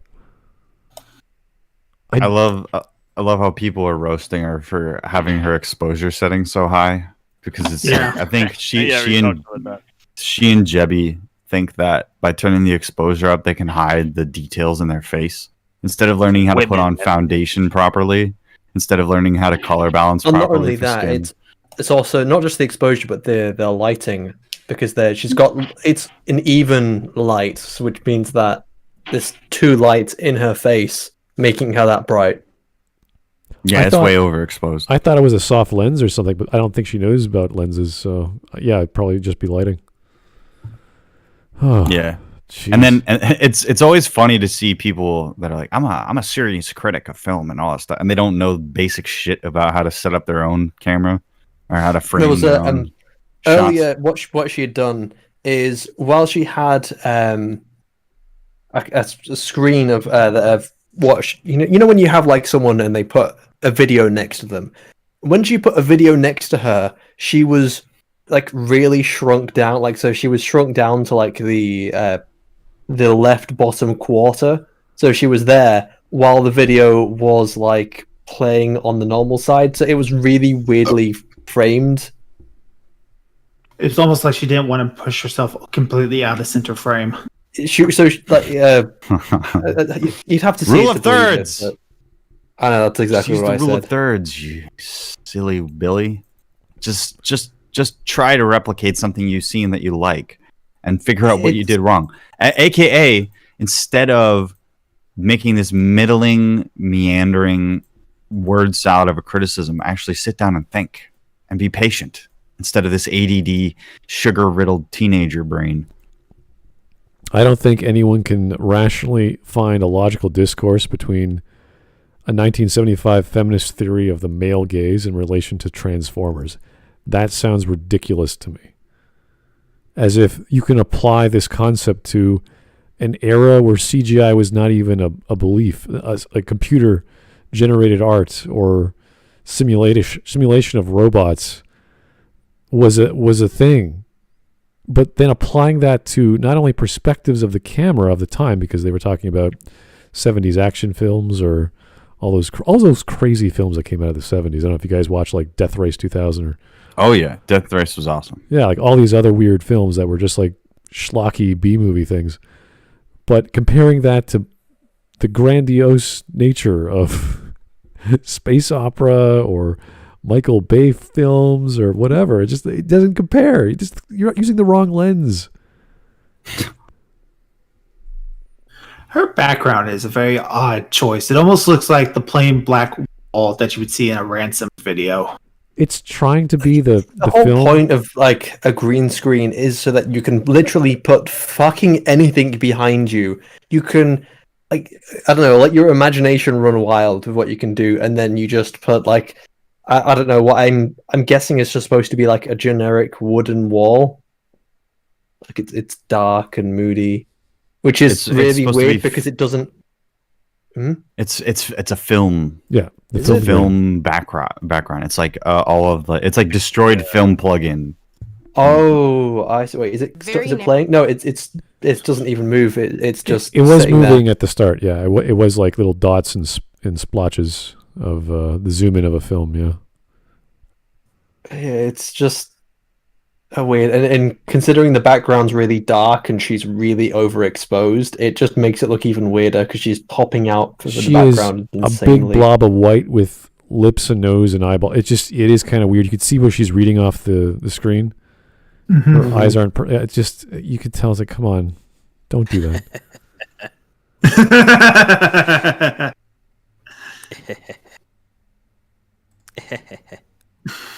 Glib, that is childish. Well done. That's movie Bob. High five. That's movie Bob. When she roasted Movie Bob, it was just amazing. No, it really was good. That was the highlight of 2020. I'm not your friend. Oh, you're not you got the message. You got unfriend zoned. Oh my goodness. Just because we took a picture together years ago doesn't mean we're friends, Movie Bob. You're so creepy. You're not getting the hint. All around me are familiar faces. You're not my friend. You smell like sea salt and vinegar chips. Narrow view of masculinity, like a male gazeception. This is called reflexive media, and there are a lot of studies that show, statistically speaking, that media is not great at necessarily shaping behaviors. If you see robots blowing up the Lincoln Monument, you're not statistically more likely to go out and try to blow up the Lincoln Monument. Yeah, because that's what the bad guy does. How do you miss basic storytelling and then see the coding of stuff? She doesn't even watch movies now. She just like goes, "Oh my god, I never noticed this person was racist and sexist the whole time. And I was just enjoying good storytelling or shitty storytelling. It was actually all just it was the male gaze." But media is great at shaping worldview, usually in ways that you, the viewer, are completely unaware of. Men continue to exist and emulate this narrow view of Men get their Bud Light can and then open it on their Jeep because they are paid product placement. Are men really emulating Transformers movie? She's like now trying to say this is masculinity when she just pointed out like how much of a bumbling buffoon that these characters are represented as. Yeah, Lindsay Ellis, do you really need to make a 13-minute video about how men are evil? Can you just do that in like two minutes or so? Can't you just be jealous of other women that have hot boyfriends and shut the fuck up? Like a normal person. Yeah, like can't you just project without the pretense? Like the fact that you are terrible at what you want to do, that your legacy is going to be that you are the hot dog girl gif and channel awesome. Like that's you. You're not this enlightened, progressive intellectual, and you never will be. Don't forget the Lindsay Ellis rape rap. Lindsay Ellis, you are the movie Bob, the female movie Bob of the activist community. They're not your friend, just like how movie Bob's not your friend. That's not your destiny, okay? Because as long as you're focusing on the flash in the pan social politics of this moment, you're never going to be saying anything interesting about film. That's why you're watching fucking Transformers and Lady Robots and Feminist Theory, and how to look at Megan Fox. How come you watch so much Transformers? Is there something that you want to talk about? You made a whole video about staring at Megan Fox's ass. Did you enjoy it? Has any little boy ever said like, "Oh, the human characters in Transformers, that's who I want to emulate. I want to be like those guys." Like, no. I want to be a Starscream. I want to be a Bumblebee. I want to be with this. They want to, they want to be in the actual heroic characters. They like the Transformers because they're cool. They're Transformers. The humans are the comic relief, basically. Almost everything is comic relief in Michael Bay films because they're all insincere. They're not portrayed as like aspirational, something to aspire to. We can't make them that way. We can't make Joker because people might aspire to be Joker. We can't watch Taxi Driver. Someone could possibly maybe do something bad, and that's a bad thing. No, it's not even that. It's not even that. So they could think something bad. Go watch my little Joker. Go watch my little Joker montage to get how I feel about how people project what they think is going to happen based on media. You know, I love how he busts open a Bud Light. I haven't had a Bud Light in like over 2 decades.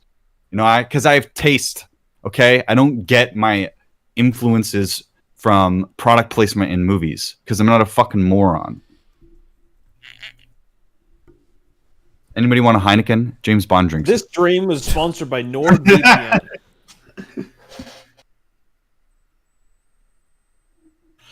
Yeah. There's like a minute left of the video. It as normal and relatable. The men in the Transformers movies are denied authenticity. They are the subject of ridicule and in constant, desperate need to affirm their That's called comedy. Shut up, Grandma! There is a modicum of sincerity allowed in the first movie, and sometimes in later movies, and usually only in scenes with Optimus Prime. But for the most part, sincerity... Whoa, so the characters that aren't comic relief. Yeah. Only in scenes with the iconic, like, heroic characters. You have to say Optimus Prime is actually more masculine. Like, if you want to go like the masculine route, because she keeps bringing up fucking masculinity all the time, you could say, I don't know, by virtue of whatever the fuck she thinks masculinity is, of being strong and all that blah blah blah. Here, surely like he would be like masculine. I'll give you a metaphor for how the Transformers films are constructed. If Optimus Prime and the Transformers were humans, then the humans in Transformers would be like talking dogs that follow those that are like owned by those humans, and they just like cause a bunch of ruckus, like a bunch of cartoon dogs hanging out, and they can't fathom what it's like to have the human sincerity issue. It has the Michael Bay is taking like the Iron Giant mentality and using the Iron Giant as this like rip-off husk that he can then build around. This concept that the lesser being is sort of a comical beta male stereotype, and then there's impotent comedic men in high positions of power or in important sequences, and they don't know that they're important sequences, and they're all, you know, inept and that kind of thing. And then when you get to the characters that are actually meant to be respected, they're all honorable. They're all like, you know, this is destiny. Autobots assemble. We were born to blah, blah, blah, blah. The humans, and we will never fight them, and all this fucking horse shit. Because that's how he constructs movies. He thinks in this very blunt, emotional, what is it? It's like dangling of keys. Like, here's the emotional keys, here's the comedy keys, here's that, and then it works on his audience. So I really feel like it's not the male gaze that defines Transformers, it's the dumb gaze. The dumb people that want to see stupid shit happen. Those are the people that are making movies worse. It's not men. It's not making movies for men that makes movies bad. Making movies for a specific audience doesn't make them bad. Making movies for dumb people, made by dumb people, ruins my life.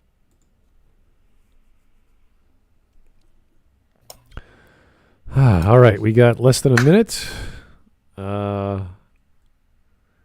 Let's just keep going. And vulnerability in men is viewed with disdain. I had a bit of a mild panic attack earlier, right? That's because you a pussy. The only acceptable form of male authenticity is the soldier kind. So it is a... What about the robot kind? You learn how to do your eyebrows, Lindsay. I feel You're like on this is the female gaze right here, where it's a woman looking at male characters and going, why aren't they more like women? Like, that's basically what's happening here. Why aren't they act like women? I thought the whole male gaze thing was about, you know, men, or quotation marks, objectifying women or something. But so not only can you not do it the other way around, it's literally impossible according to her, and that because it uses the same techniques when you do female gaze, so it's not female gaze. I feel like and she's then literally. Go ahead. Yeah, you've already interrupted me in my trail of thought. Sorry. Anyway, and then. Well, the idea that she thinks that the soldier characters are the only acceptable formats, like, aren't we talking about a story where there's lots of things blowing up and the military is involved? And funny enough, in a war, you need soldiers who fucking knew, not some person who's going to university and doesn't know jack shit about war. Like, it just seems like she's whinging that there aren't male characters just like crying constantly, and there aren't just scenes where it's just, I don't know, man, I just can't take it, man. I don't know, I'm just kind of stressed right now, you know? Like, it's so fucking dumb. I think they always get angry whenever a man draws a woman or something like that, or whenever a man writes a woman. But for some reason, Lindsay Ellis, who is a woman, is telling us how to be masculine. Like, okay, what makes you the expert if we can't talk about women or draw women or write women? How come you can dictate to us how men should act to be masculine? That's a good point. That's a good point. Dick society. Yeah. Should line up cliché society along the now, lines Michael of the Dick Bay Society. doesn't respect women. But Along the as far- dicks. Michael Bay doesn't respect women. Also, has anyone actually outlined why it's so important that every male character must respect women? Why is that necessary? I love that.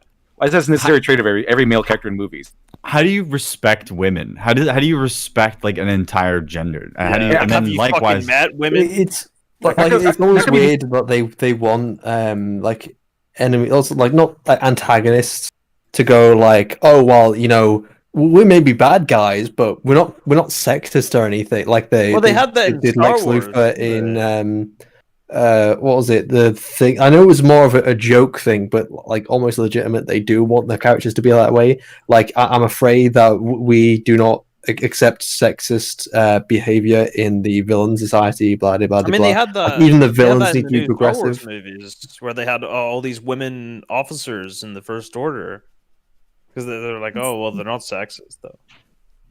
Look, they're women. I'm not quite sure that's the same thing. Because I feel like they went out of their way though to have like shots of women. Oh yeah, I'd agree. Oh look, see, we have women. We have women delicious, in the First Order, and they kind of linger on it just to go. Oh look, see, you can look at women. Yeah, but what's wrong with that? That's what I do in real life. That's the male gaze. Why in are you action. complaining about women being in the film? You why- get to look at women. No, I'm not.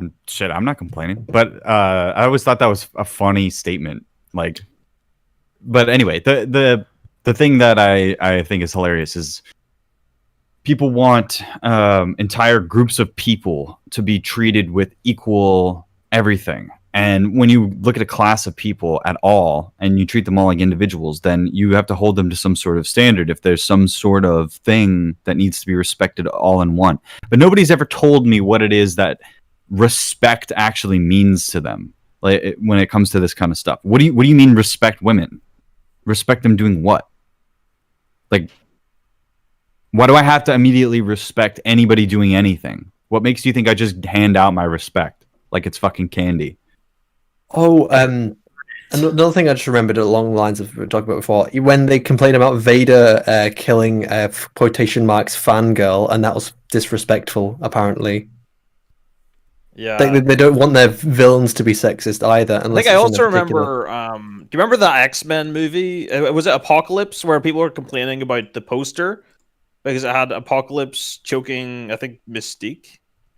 Was it? And They also complained about the Batgirl, not like the Killing Joke cover. Reference, yeah.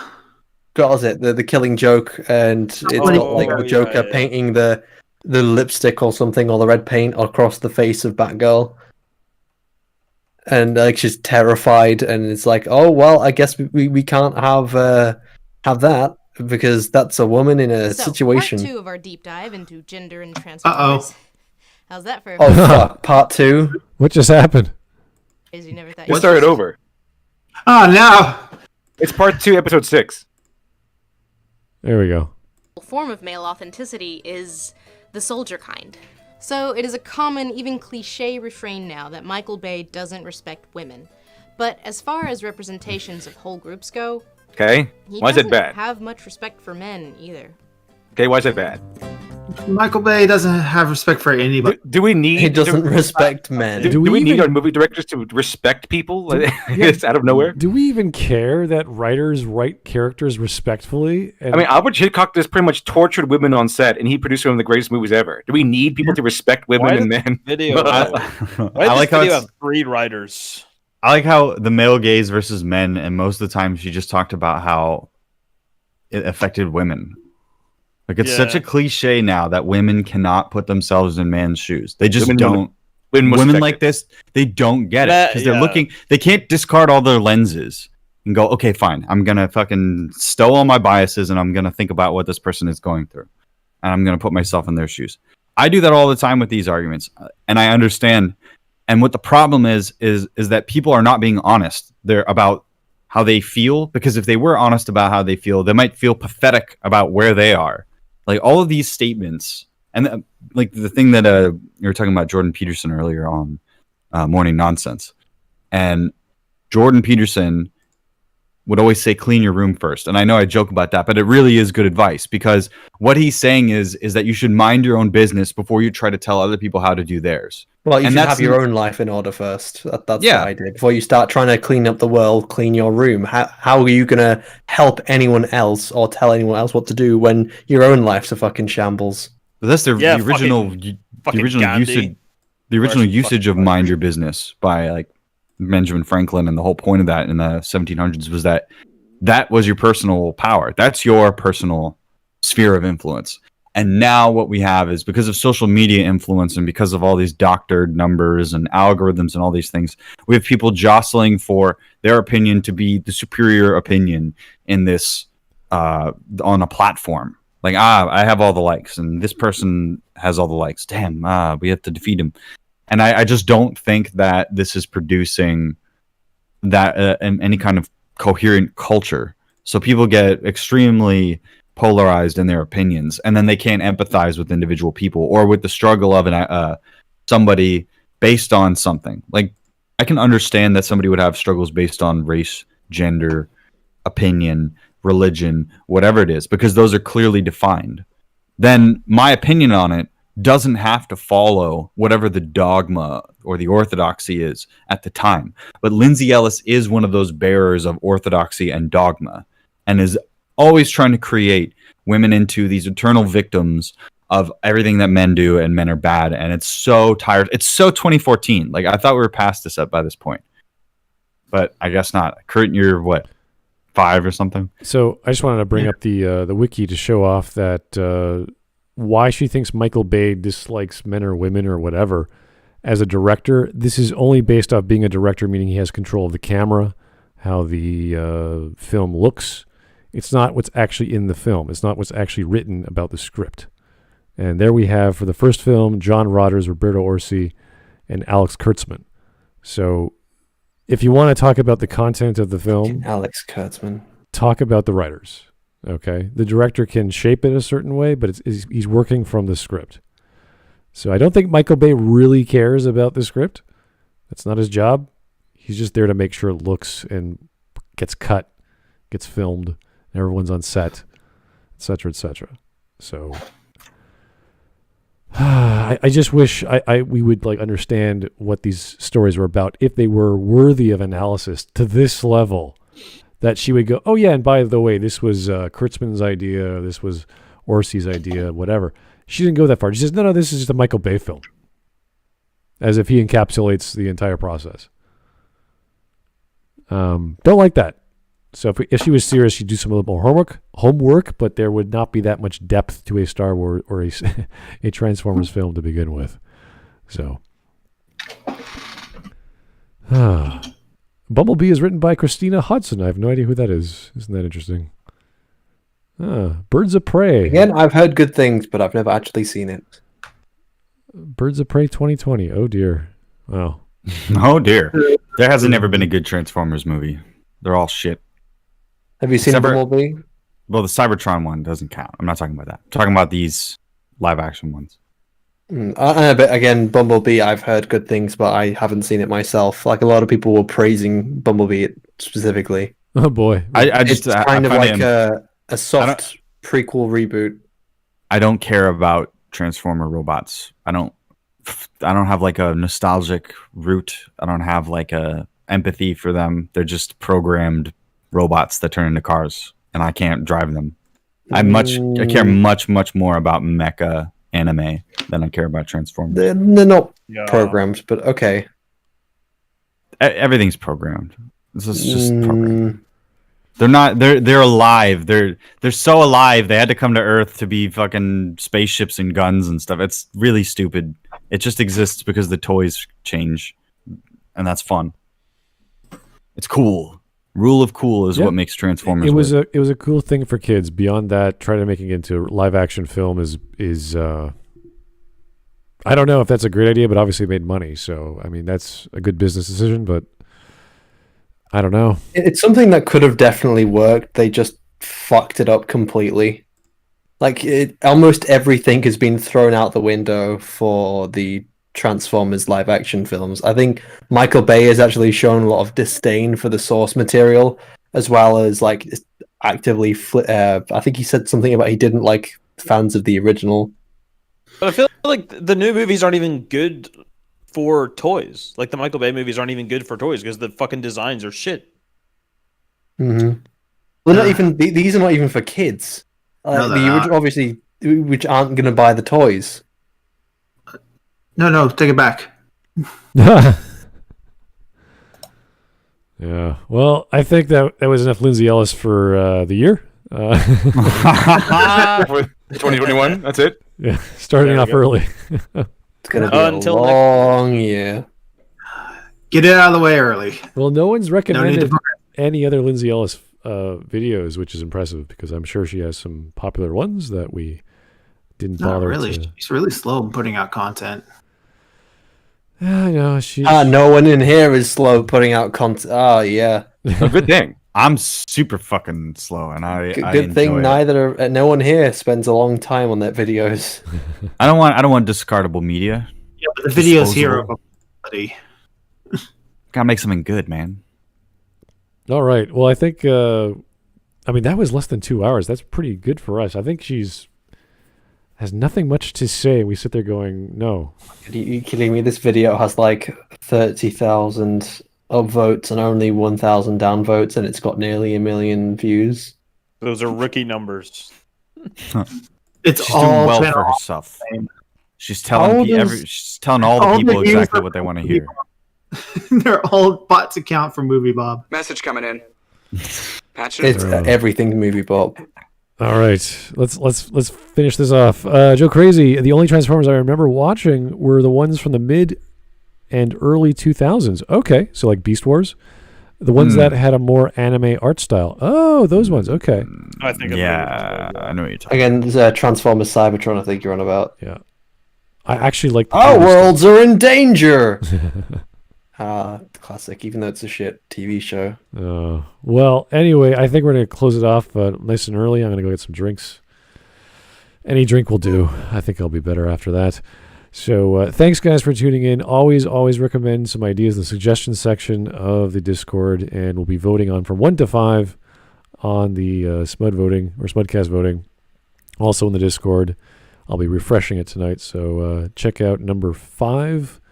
That's where this one was. These are all the new ones, by the way. I'm still going through about 24 of the recommendations, so I have to watch at least a few minutes so I don't bore the crap out of my audience or you guys on the panel, so we don't know, oh my God, what are we doing?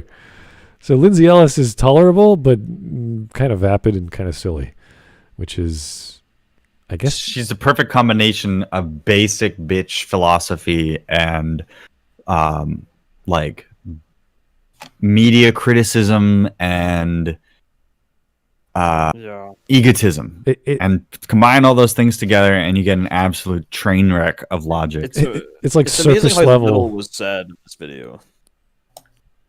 It's like Wikipedia level philosophy. And you're like, oh, thanks, Lindsay. Yeah, exactly. So here's a topic, and then let me just talk about whatever I want to talk about. Anyway, it is a new month, so we're going to be looking for a new Maggie May Fish video. I don't know when. No. Yay! I'm going to be here for this. No more of your waifu, Smud. Oh, everyone loves Maggie May Fish. She is. No, you love Maggie May. She is a gem. I have never encountered someone as crazy and animated and bizarre. Like Smud's just like I want to watch her behind plexiglass. Yeah, like a one-way mirror. Just want to like watch her do stuff. Like, what is she? He just had Smud gets up in the morning, he has his coffee. He's like, I gotta check out a Maggie May Fish to see what kind of weird behavior. Whoa, she's painting her toenails in the dressed shower. up as a cat, jumping around. Like, wow. Why is she cutting out the eyes of all her favorite celebrities? She has a video about sorry to bother you. Oh no. Anyway, we're not going to do that right away, but it's pretty much I asked Dunn which one should we do, and he goes this one, and then he never shows up. Don't ever trust Dunn to pick a video. That's what I've learned. Dunn's a weird guy. No. Yeah, gotta listen to Dunn more just to get my ideas. No, don't fucking listen to Dunn. Anyway, Dunn is evil incarnate. Okay, well, I like Dunn. So thanks, guys, for tuning in. We'll talk to you real soon. And I'm done with him.